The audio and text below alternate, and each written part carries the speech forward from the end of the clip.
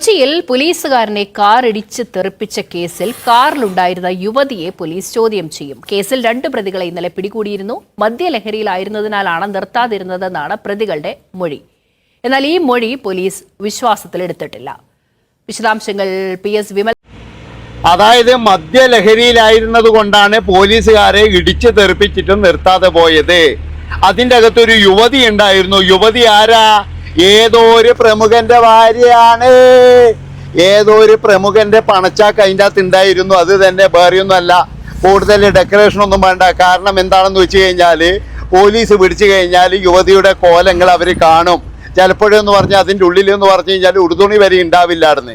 അതാണ് നിങ്ങൾ മനസ്സിലാക്കേണ്ടത്. അപ്പം അങ്ങനെ കാണാതിരിക്കാൻ വേണ്ടിയിട്ടാണ് അവർ ഇമാതിരി പോക്രിത്തരം ചെയ്തത്. ഒരു പോലീസുകാരനെ കൊലപ്പെടുത്തിയിട്ടായാലും കുഴപ്പമില്ല, നമ്മുടെ മാനം രക്ഷിക്കണം. നമ്മുടെ കൂടെ വന്ന യുവതിയുടെ മാനം രക്ഷിക്കാൻ വേണ്ടിയിട്ട് അവർ ചെയ്ത ഒരു പോക്രിത്തരമാണ്, വേറെയൊന്നുമല്ല. അതുകൊണ്ടാണ് ഞാൻ പറയുന്നത്, ഇമാതിരി തോന്നിയവാസം ചെയ്യുന്ന ടീമുകളെ വീണ്ടും വീണ്ടും അവന്മാർക്ക് ഉത്തരങ്ങൾ പറയാനുള്ള അവസരം വരെ കൊടുക്കാൻ പാടില്ല.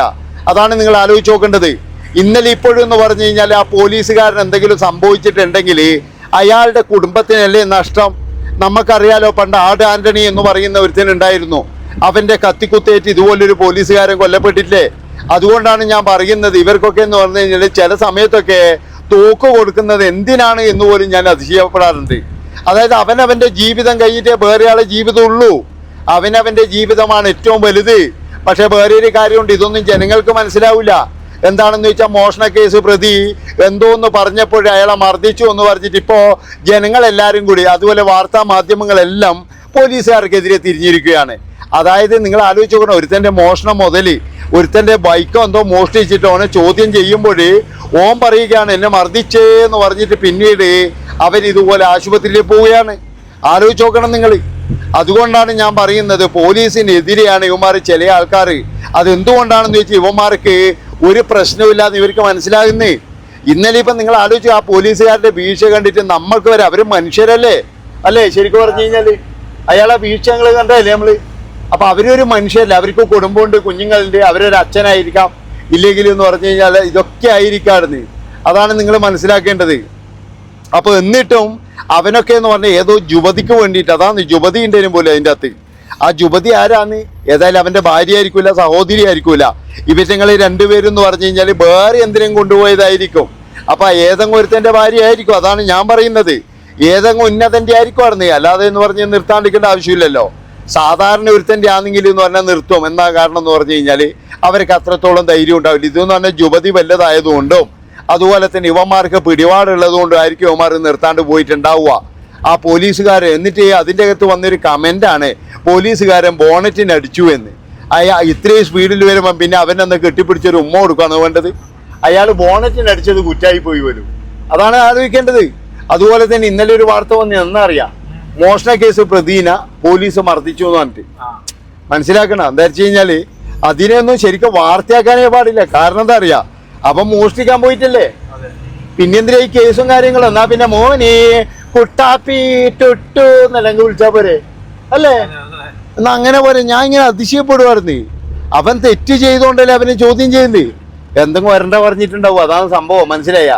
നീ അത് മോഷ്ടിച്ച് ചോദിച്ചാൽ ചിലപ്പോൾ എന്തെങ്കിലും പറഞ്ഞിട്ടുണ്ടാവും. ചിലപ്പോൾ ഞാൻ പറഞ്ഞില്ല, ഇവര് തെറിയെല്ലാം വിളിക്കും നിങ്ങൾ. അതാണ് നിങ്ങൾ മനസ്സിലാക്കേണ്ടത്. അപ്പം എല്ലാവരെയും ഞാൻ ഒരുപോലെ പറയുന്നില്ല. പക്ഷേ ചില ആൾക്കാരൊക്കെ നല്ലവരുണ്ട്.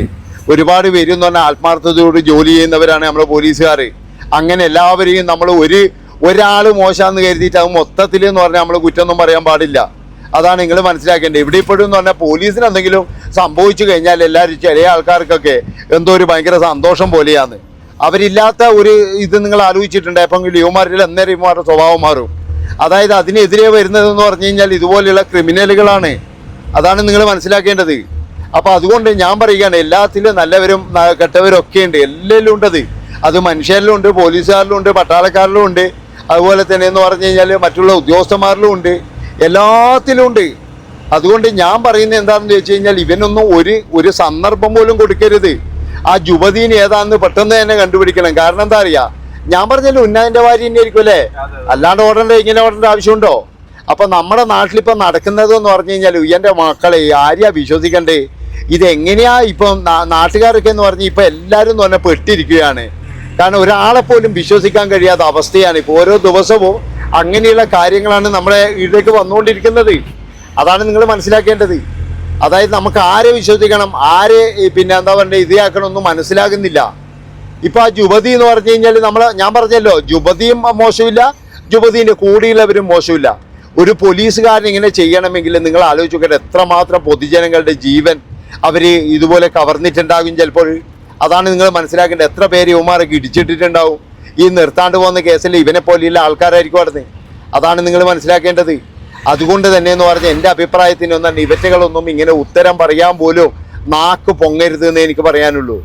അതായത് ഇവനൊക്കെ എന്തിനാണ് അതിനകത്ത്? അവൻ കാരണം ഇന്നലെ വേറെ ഏതെങ്കിലും ഒരു പാവത്തിന്റെ ജീവൻ പോയി, അല്ലെങ്കിൽ ആ പോലീസുകാരന്റെ ജീവൻ പോയി. എല്ലാവരുടെ ജീവനും വിലയില്ലേ? അല്ലാതെ ഇവർക്കൊന്നും പിന്നെ എന്നാ ഇരുമ്പിന്റെ വിലയും കേട്ടാ നിങ്ങളൊന്ന് പറയാറുണ്ട്. അവര് ഒരു പിന്നെ ജോലിയല്ലേ ചെയ്യുന്നത്. അവരവരുടേതായ അപ്പോൾ ഇങ്ങനെ ഒരു കാറ് വരുന്നുണ്ട് എന്നും ഇങ്ങനെ എന്തെങ്കിലും ഒരു അനാശാസ്യ പ്രവർത്തനം നടക്കുന്നുണ്ട് എന്നും അവർക്ക് എന്തെങ്കിലും ഒരു സൂചന കിട്ടിയിട്ടായിരിക്കുമല്ലോ അവരവിടെ നിൽക്കുന്നത്. അപ്പോഴാണ് ഇങ്ങനെയുള്ള തോന്നിയവാസങ്ങൾ. അപ്പൊ ഏതായാലും യുവതീനെ പിടിച്ചിട്ട് ഒന്ന് സമൂഹത്തിന്റെ മുന്നിൽ കൊണ്ടുവരണം. കാരണം ആരാണ് ആ മഹതി എന്ന് അറിയാൻ വലിയ ആഗ്രഹമുണ്ട്. കാരണം ഇപ്പൊ എല്ലാം നമ്മുടെ നാട്ടില് ഭയങ്കര സംഭവമാണ് ഇപ്പം, അല്ലേ? ഓരോ ദിവസവും നമ്മൾ കേൾക്കുന്നില്ലായിരുന്നു. ഇനി വല്ലത് ഇനി പിന്നെ കൊലപ്പെടുത്തിയിട്ട് റെയിൽവേ ട്രാക്കിൽ ഇടാനാ കൊണ്ടുപോകുന്നത് അതും അറിയില്ല. അതും മനസ്സിലാക്കണം. അതായത് കടപ്പന്ത്ര നിങ്ങൾ കണ്ടാലേ വൈറ്റില്ല അയാൾ കാറിലിറങ്ങി വളരെ ഡീസന്റോട് കൂടിയിട്ട് കിന്നാരം തുമ്പി എന്നെല്ലാം പറഞ്ഞ പാട്ടെല്ലാം പാടി, അതുപോലെ തന്നെ അവൾക്ക് വയറേറി ആഹാരമെല്ലാം കൊടുത്ത് അങ്ങനെ കൊണ്ടുപോയിട്ട് കൊലപ്പെടുത്തിയിട്ട് ആളില്ലാത്ത റെയിൽവേ ഗേറ്റിൽ കൊണ്ടിട്ടായിരുന്നു. അതാ പറ്റിയത്. അപ്പോൾ അതുപോലെ എങ്ങാനും ഇനി പിന്നെ വല്ലതും ചെയ്യാനാണോ എന്നുള്ള ഒരു സംശയമൊക്കെ നമുക്കെല്ലാം ഉണ്ട്. അതുകൊണ്ടാണ് പറയുന്നത് അപരിചിതന്മാരെ കൂടെ ഒരു യുവതികളും പോകരുത്. പിന്നെ നിങ്ങളൊരു കാര്യം മനസ്സിലാക്കേണ്ടത്, അതായത് പ്രത്യേകിച്ച് കുടുംബിനികളിലാണെങ്കിൽ ഇങ്ങനെ പോയി കഴിഞ്ഞാൽ മക്കൾ ഇനി ആയുഷ്കാലം മുഴുവൻ ആ നാറ്റക്കേസ് കൊണ്ട് ജീവിക്കണം. അതാണ് മനസ്സിലാക്കേണ്ടത്. അപ്പൊ ഇതാണ് ഇപ്പോഴ് നമ്മുടെ നാട്ടിൽ നടന്നുകൊണ്ടിരിക്കുന്ന സംഭവങ്ങൾ. ഇതിനൊരു അറുതി വരുത്തണമെങ്കിൽ നിങ്ങൾ എല്ലാവരും പറഞ്ഞ പോലെ എന്ന് പറഞ്ഞാൽ ഇതിന് വാഹന പരിശോധനയും കാര്യങ്ങളെല്ലാം വേണം, എല്ലാം വേണം അവിടുന്ന്. അതാണ് ഇതെടുത്തിയാണ് ഇപ്പോ അതെയാ. അപ്പൊ അതുകൊണ്ട് പറയുകയാണ്, എൻ്റെ പൊന്ന് മക്കളെ, എൻ്റെ പൊന്ന് സാറന്മാരെ, നിങ്ങളുടെ ജീവനും വലിയ വിലയുണ്ട്. നിങ്ങളുടെ ജീവനും നോക്കണം. നിങ്ങളുടെ ജീവിതം കളഞ്ഞിട്ടില്ലേ ഒരിതും വേണ്ട. നിങ്ങളുടെ ജീവൻ ഉണ്ടെങ്കിൽ മാത്രമേ നമ്മളെല്ലാം നിങ്ങൾക്ക് സംരക്ഷിക്കാൻ കഴിയുള്ളൂ. ഓനൊന്നും പിന്നീട് എന്ന് പറഞ്ഞു കഴിഞ്ഞാൽ ഓനൊക്കെ എന്ന് പറഞ്ഞാൽ ഇങ്ങനെയങ്ങ് ഊരിയിട്ട് രക്ഷപ്പെട്ടങ്ങ് പോവായിരുന്നു. അതാ ഉണ്ടാവുമായിരുന്നു. ഓൻ പറയും ചിലപ്പോൾ എനിക്ക് അറിയാണ്ടായിപ്പോയതാന്ന്. ഇല്ലെങ്കിൽ ഇപ്പോഴെന്ന് പറഞ്ഞാൽ നമ്മൾ എന്ത് അപകടം സംഭവിച്ചാലും പറയുന്നൊരു കാര്യമുണ്ടെന്ന് അറിയാം. എന്നാ ഓൻ കഞ്ചാവാണ്. അവന് രക്ഷപ്പെടാനുള്ള അടവും അറിയാം, അവന് എല്ലാ സംഭവം അറിയാം. അപ്പോഴവൻ കഞ്ചാവല്ല. അവന് പിന്നെ എല്ലാ അടവും അറിയാം. ഒരുത്തനിപ്പോ എന്തൊക്കെ കുറ്റം ചെയ്താല് ഇപ്പൊ അവൻ ലഹരിയിലാണെങ്കിൽ അവന് ഈ പോലീസാന്ന് പറയാ, രക്ഷപ്പെടേണ്ട കാര്യം അറിയാം, എല്ലാം അറിയാലോ. പിന്നെ എങ്ങനെ അവനെ ലഹരി എന്ന് പറയാൻ പറ്റും നമുക്ക്? അവനെ അറിഞ്ഞുകൊണ്ട് ചെയ്യുന്നതാണ്. അപ്പൊ ഈ ലഹരി എന്ന് പറഞ്ഞു കഴിഞ്ഞാൽ കുറെ ആള് ഈ അമ്മയെ ലഹരിയല്ലേ എന്താ ചെയ്യാ, പാവം അങ്ങനെയാക്കും. ഇതാണ് ഇവിടെ സംഭവിക്കുന്നത്. അതുകൊണ്ട് പ്രിയപ്പെട്ടവര് ഒരു കാര്യം മനസ്സിലാക്കുക, ഇങ്ങനെയുള്ള വേട്ടാവളിയന്മാരൊക്കെ എന്ന് പറഞ്ഞാൽ ഭൂമിക്ക് തന്നെ ഭാരമായിട്ട് എന്തിനാന്നുള്ള വെറുതെങ്കിലും. നന്ദി, നമസ്കാരം. വേറെയൊന്നും പറയാനില്ല.